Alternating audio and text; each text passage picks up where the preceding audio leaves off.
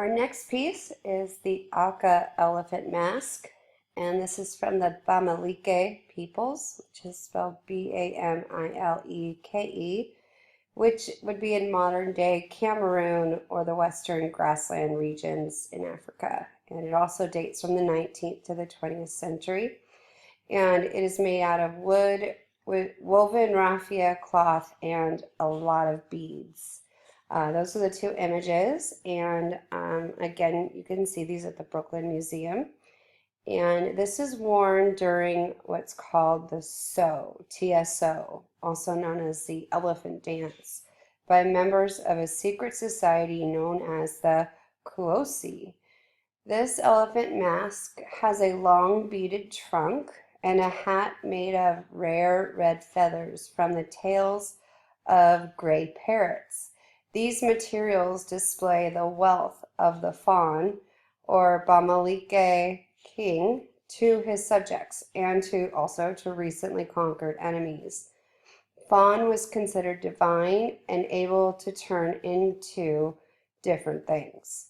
This mask serves as a reminder of the power of the fawn. The embroidery beadwork displays abstract patterns which represent symbols of royal power.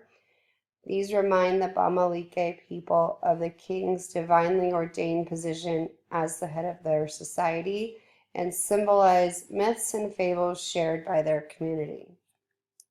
So the materials used for the Aka elephant mask and hat express the king's wealth.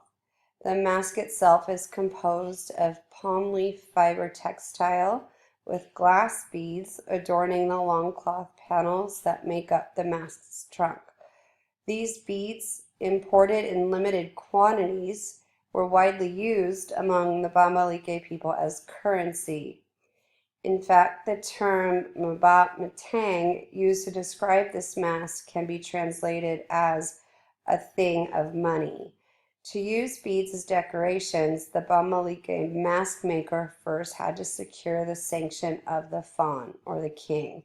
The stiff, circular ears of the mask wave back and forth during the swift movements of the dance. A human mouth and eyes are stitched onto the mask above the long trunk in padded cloth. The red feathers forming the hat, taken from those gray parrots, are coveted among the Bamileke people because of their rarity and brilliant red hue. The large number of feathers required to create this hat would be considered showing great opulence. During the Kuosi masquerade, the hat and beaded mask were worn with an indigo-dyed cloth, or a ndap, edged with colobus monkey fur and worn with a leopard pelt. So some of the symbols that are associated with this is that the Bamileke people recognize the elephant as a creature endowed with great strength and intelligence, two qualities of great leadership. For this reason, the elephant has become an important symbol of the fawn, or king. The Kuosi, while performing during their masquerades, remind the Bamileke people of the importance of the fawn in their daily religious and social lives. The geometric shapes and designs on the mask suggest the wealth of information to the Bamileke observer. The Bamileke people have created a complex symbol system of visual imagery to express narratives of their history and culture. Over time, many of these symbols have become more and more abstract to the point that a simple diagonal line or circle can represent a complex moral or meaning, and Bamileke children are taught from an early age to understand the information that the symbols describe, and these images are incorporated into many objects of Bamileke art. On this mask, a Bamileke viewer would recognize many abstract geometric symbols of the monarchy, such as the double gong, a frog that signifies fertility, a spider, which is an emblem of the earth. There's a toad, there's a lizard, crocodile, and the serpent. The prominent display of these symbols is important to the fawn because they remind the Bamileke people that the Kuosi are a powerful force as representatives of his regime. So the Kuosi, remember that's that secret society was originally founded as an association of warriors devoted to protect the fawn, and it has transformed into a society of wealthy titled men who serve as the fawn's representatives. The primary role of the Kwosi is to maintain social order in Bamileke society. However, the Kwosi are also responsible for reminding the fawn that even though he is divinely ordained, representatives of the ancestors and gods, he is not above reproach. So the masks are used in masquerades, and the African masquerades occurs in many different African cultures, and it's a ceremony which allows people to commune with, learn from, and be entertained by the spirits of ancestors which remain invisible to them in their day-to-day lives.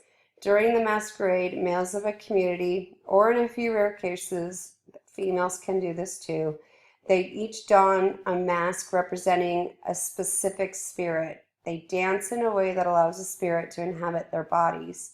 These spirits have a number of different personalities. Some are entertaining, while others are threatening or solemn.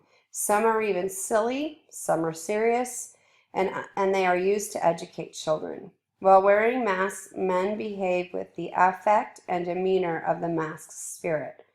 Masks come in many different forms in order to represent the three main categories of the spirits that are personified by these masks. So first, there's spirits personified as humans.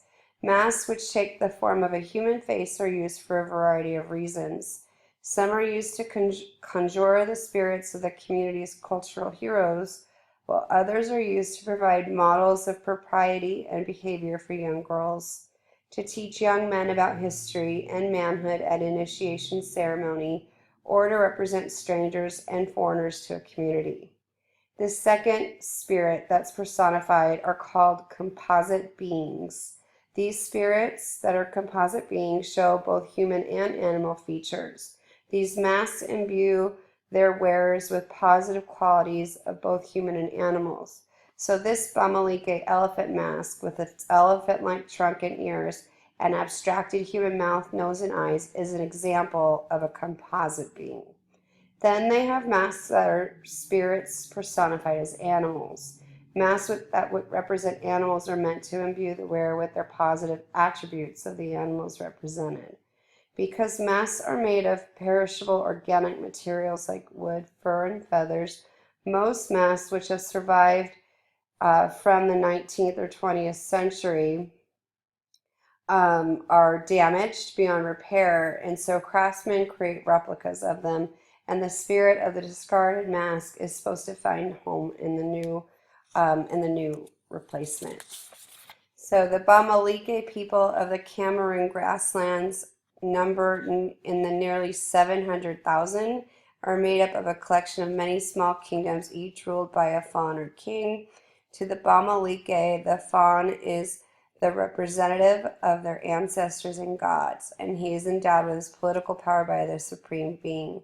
And then Bamileke males join secret societies when they reach adulthood, and they use these secret societies to form social relationships and political partnerships. So I'm going to show you guys this because it's really short. So let me just switch over to Khan Academy.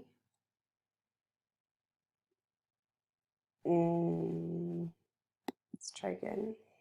There it goes. So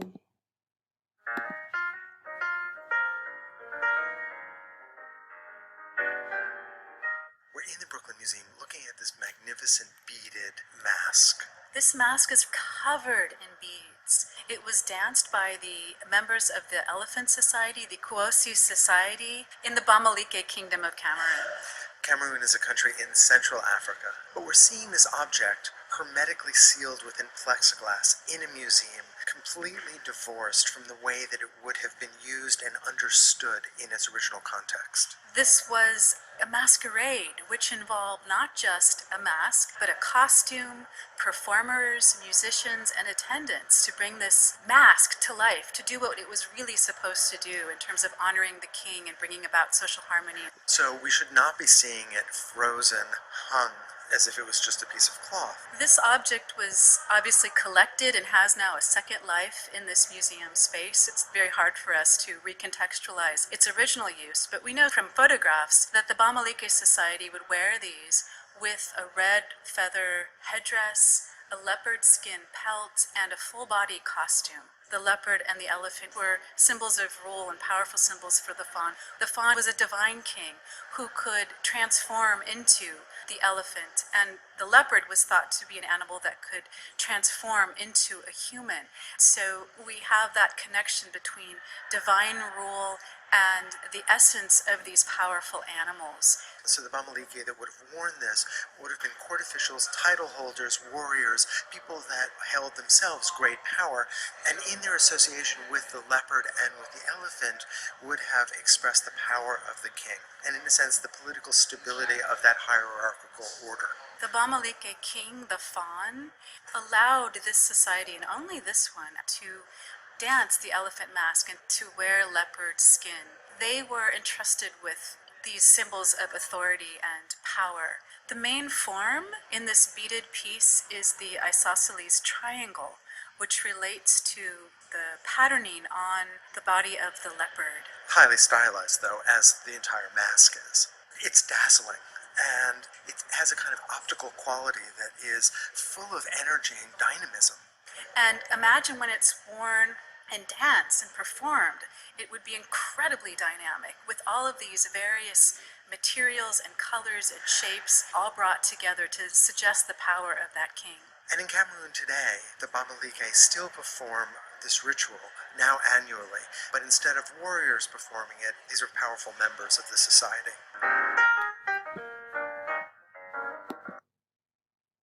Okay, let me exit out. Okay, so that is the elephant mask, and I